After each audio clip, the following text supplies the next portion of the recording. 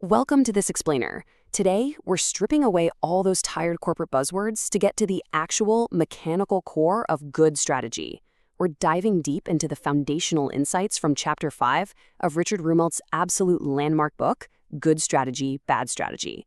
Specifically, we're honing in on a concept he calls the kernel.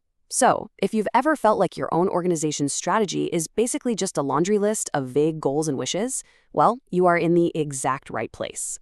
Okay, let's kick things off by asking a really simple question, one that somehow still manages to trip up even the most seasoned executives. What actually is a strategy? I mean, we hear the word thrown around constantly, right? Strategic planning, strategic goals, strategic visions. But what does it really mean on a practical, boots-on-the-ground level? Well, Richard Rumelt completely shatters the illusion that strategy is just a list of ambitious goals or, motivational fluff. He argues that having a grand vision or being an inspiring leader is fantastic, sure, but it is not a strategy. True strategy is a cohesive response to a high-stakes challenge. It's about discovering the critical factors in a given situation and designing a very specific way of coordinating your actions to deal with them. To unpack all this, here is our roadmap. Number 1, the core of good strategy. 2, diagnosis, defining the challenge. 3, guiding policy, our overall approach. 4, coherent actions, the synchronized steps. And finally, 5, the power of coherence. Let's jump right into section 1, the core of good strategy, introducing the kernel. So a good strategy absolutely doesn't just pop out of some generic fill-in-the-blank corporate template. It requires a very specific, tight, logical structure. It really is an internally consistent argument that leads you from the actual facts on the ground straight to a clear directive and ultimately to concrete action. And this brings us to the kernel, which is the hard nut at the core of your concept. When you strip away all the corporate visions and the endless hierarchies of goals, you are left with just 3 bare-bones elements: diagnosis, guiding policy, and coherent actions. And here's the kicker. If any of these 3 are missing, or if they happen to clash with one another, you don't actually have a strategy. Let's break these down one by one. Moving on to section 2, diagnosis, defining the challenge. Think of a diagnosis as a giant magnifying glass.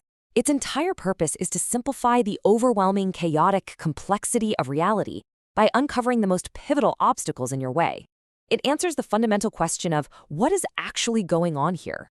A really good diagnosis names or classifies the situation. It replaces a chaotic reality with a much simpler story that you can actually act upon. Let's look at a classic example of this. Think about how Lou Gerstner turned IBM around in the early 1990s, using exactly this method. At the time, Wall Street looked at the fragmenting computer industry and diagnosed that IBM was a total dinosaur. They said it was too integrated and needed to be broken up into pieces. But Gerstner looked at those exact same facts and shifted the magnifying glass to a totally new diagnosis. He realized that in a highly fragmented industry, IBM's unique strength was actually its ability to integrate custom IT solutions for the customer. That single brilliant shift in defining the challenge redefined the entire future of the company. Now for section 3, guiding policy, the overall approach. Okay, so if the diagnosis defines the obstacle you're facing, the guiding policy is the glowing neon signpost pointing the way right through it. Now, it doesn't define every single tiny detail of the trip, but it does specify the overarching approach you're going to use. And more importantly, it acts as a guardrail. It explicitly rules out a vast array of possible actions and channels your organization's energy into a highly focused direction that leverages your specific competitive advantage. A brilliant example of this in action is Wells Fargo's historical cross-selling guiding policy. Notice how their policy wasn't just some generic, feel-good vision statement about, being a great bank. It was highly specific. The policy was to heavily leverage their massive scale. It dictated that selling more products to a single customer yields more data. Having that data then allows the creation of even more tailored products, which, of course, circles right back to selling more products. It creates this amazing cascading network effect. It literally told everyone in the entire company exactly how they were going to compete and win. Which leads us nicely to section 4, coherent actions, synchronized steps. I want you to imagine coherent actions as these perfectly interlocking, synchronized gears.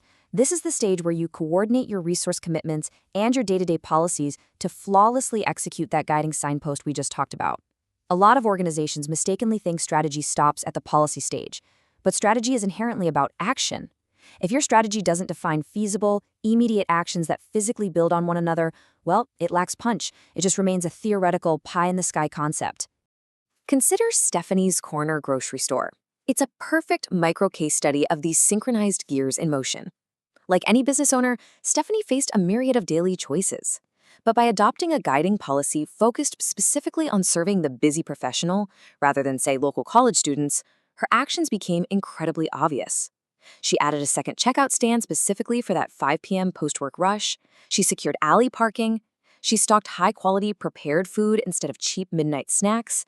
And she cut the store's midnight hours altogether, because busy professionals simply don't shop at midnight. Every single action interlocks perfectly to create a very tangible competitive advantage.